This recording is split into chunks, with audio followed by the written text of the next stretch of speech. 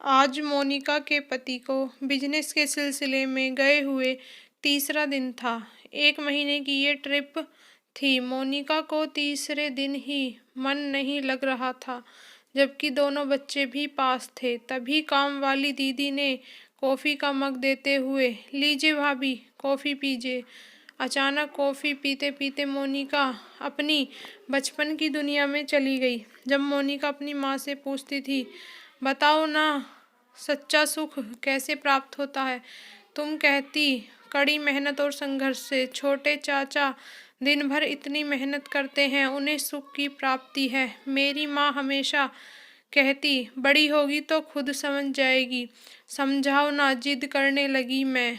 माँ ने कहा, देखो, तुम्हारे पापा इतना कमाते हैं, लेकिन उनके पास तुम्हें देने और हमें देने के लिए समय नहीं है। मैं भी चाहती हूँ कि 2 पल दिल की बात करूँ, वो भी हमारे पास बैठें, लेकिन उन्हें दुनिया के होर में आगे बढ़ने की जिद है, पैसे कमाने की भूख है। इस वजह से ना खुद सुकून महसूस करते हैं, ना हम लोगों को सुकून महसूस करवाते हैं। छोटे चाचा को देखो, वो भी काम करता है।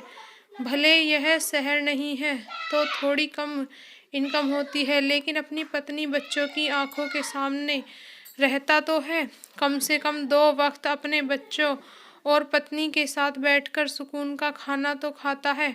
सच में सच्चा सुख तो यही है।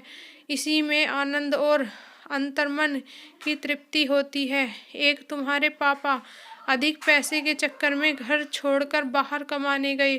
पैसा जरूरी है, लेकिन सब कुछ पैसा नहीं बेटा। उस समय मोनिका को यह सब बातें समझ उतनी नहीं आई थी, लेकिन माँ के कहे शब्द, बड़ी होगी तो खुद समझ जाएगी, सच में आज सच्चे सुख की परिभाषा समझ आ रही है। पति ट्रिप पर गए हुए हैं, यह दूरी मुझे सारे सुख रहते हुए भी सुख से वंचित कर रहा है।